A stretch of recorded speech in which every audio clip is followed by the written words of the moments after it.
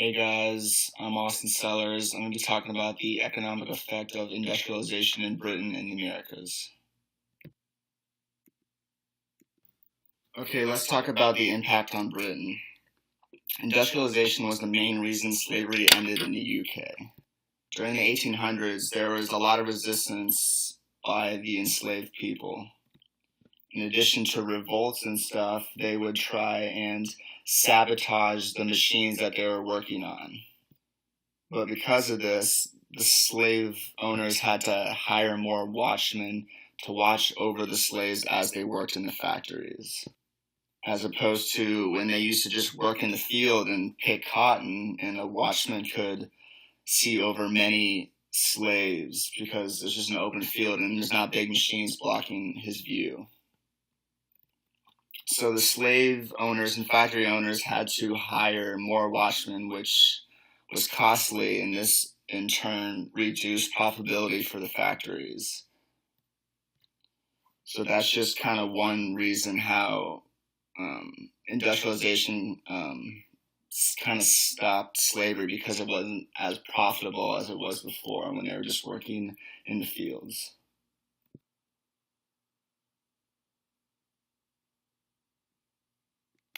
As I said before, slaves started working in the factories instead of on the fields.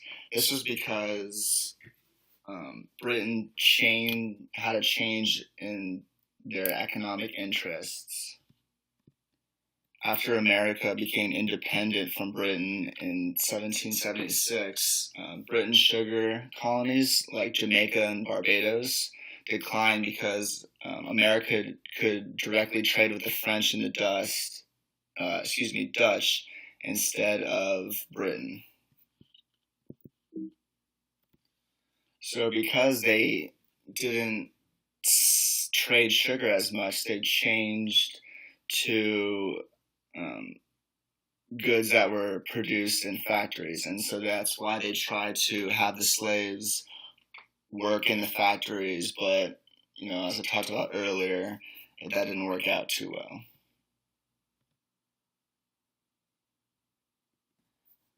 Another economic impact on Britain from the Industrial Revolution was the change from rural to urban. Scientific advances and technological innovations brought growth in agriculture and industrial production.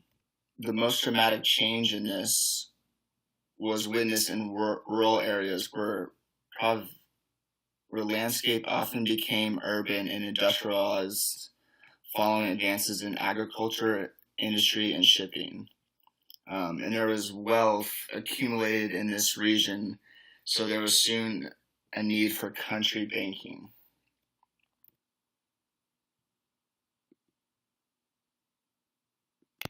Let's talk about the impact on America. So the Industrial Revolution boosted the American economy quite a bit. The rapid increase in technology boosted production. The standardization of production processes, such as the assembly line, this made it more efficient to produce things, and therefore it lowered costs. And because of these lower costs, people are more inclined to spend their money on them, which in turn boosts the economy even more.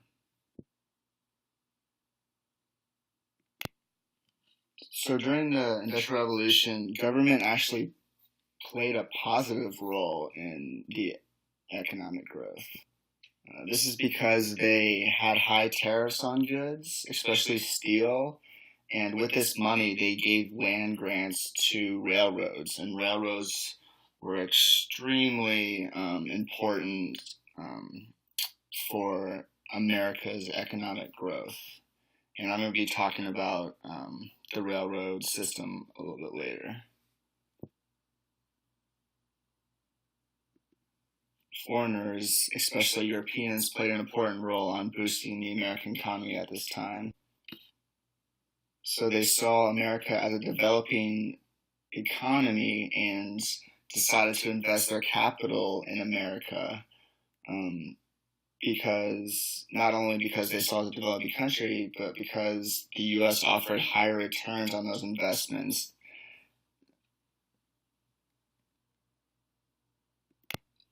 And now we'll watch a short clip about the growth of the railroad system throughout America.